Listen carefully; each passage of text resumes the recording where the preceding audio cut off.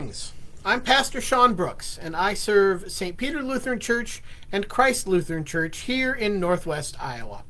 And this is my daily reflection for Thursday, May 7th, 2020. After some very unseasonably warm weather last week, high in the 90s one day and in the upper 80s some other days, and a series of wonderful days for farmers to get out in the fields, it's been rainy for the last few days. It's probably going to rain again today. It's colder, and we've been issued a frost warning for tonight, meaning that people need to cover up things they've planted or bring hanging plants or other outdoor plants inside if they can. It's spring, and we had a taste of summer, but now it's feeling more like fall or not quite spring. The seasons, although they are changing, there's always that overlap period where you're not sure which season it is, and some days it feels like one season, and some days it feels like the next season or the previous season, and they just kind of get all together and get smooshed up until eventually spring will take over, and then it will turn to summer, and so on. But even in summer, it will smoosh up a little bit, and then come the fall, it will smoosh up for a while. The seasons, even though they are easily recognized and understood, are not as neatly delineated, as neatly set apart as we like to think they are.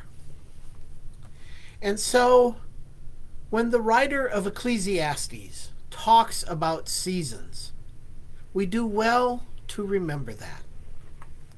A reading from Ecclesiastes, the 3rd chapter, verses 1 through 8.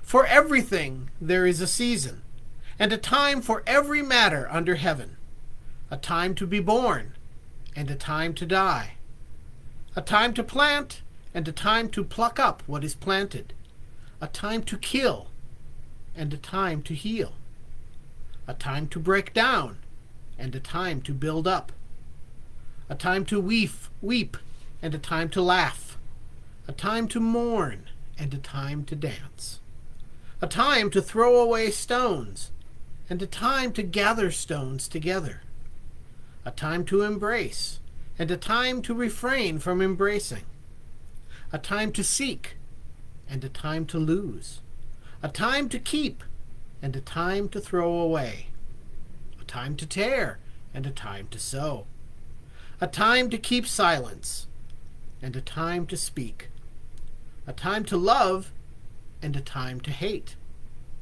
a time for war, and a time for peace.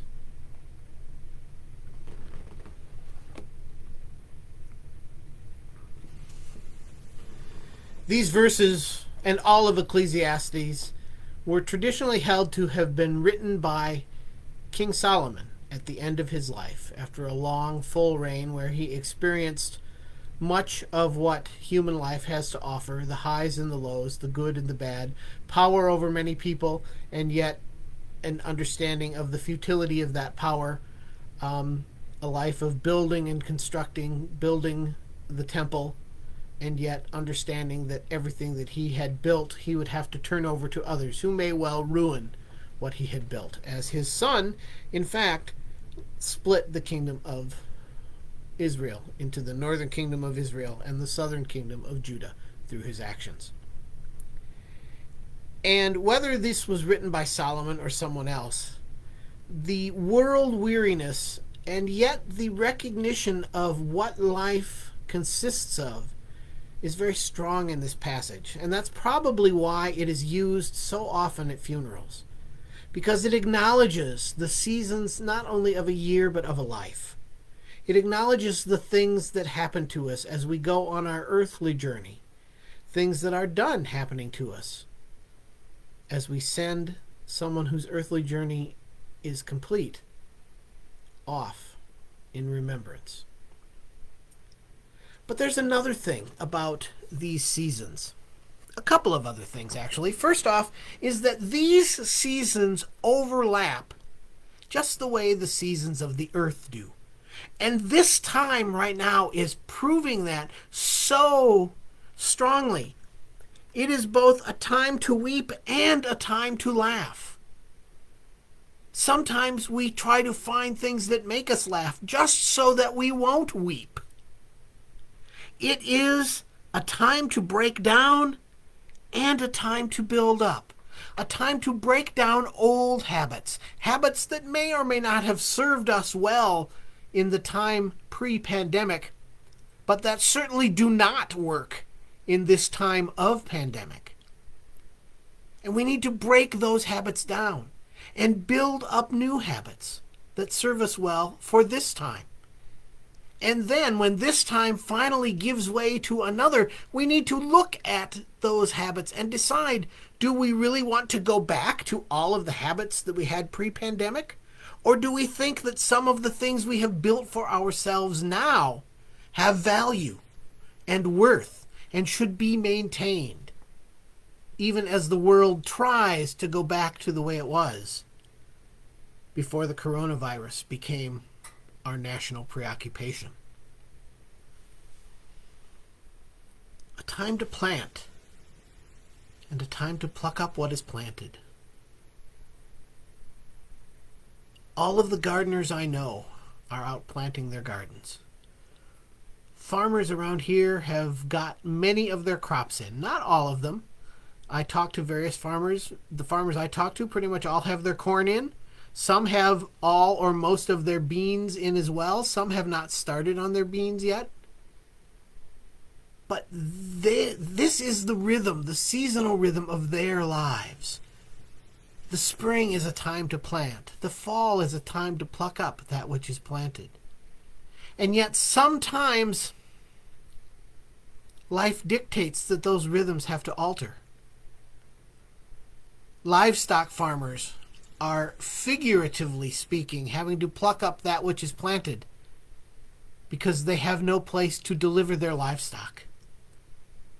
And the euthanasia of livestock in this area is just heartbreaking. And the livelihoods that are being destroyed along with that are even more heartbreaking. Which makes this a time to mourn, as do the news of the virus and the deaths and the polarization that are resulting from seemingly simple measures that we might do to increase our own chances of survival and the chances of those around us. And it's a time to seek and a time to lose. We are seeking answers. We are losing faith, sort of, sometimes. We are seeking things that will confirm our narrative about why this is happening. And we are losing our confidence in a well-ordered, well-structured world that we understand. But there is another thing that the writer of Ecclesiastes is telling us. That these times and these reactions and these emotions, these are all part of our created beings, part of the created order. And therefore, God is present in all of these, whether we see God in action or not. God is at work when we mourn and when we dance. God is at work when we plant and when we pluck up what is planted. God is with us when we are embracing and when we are refraining from embracing. God is with us when we seek and when we lose.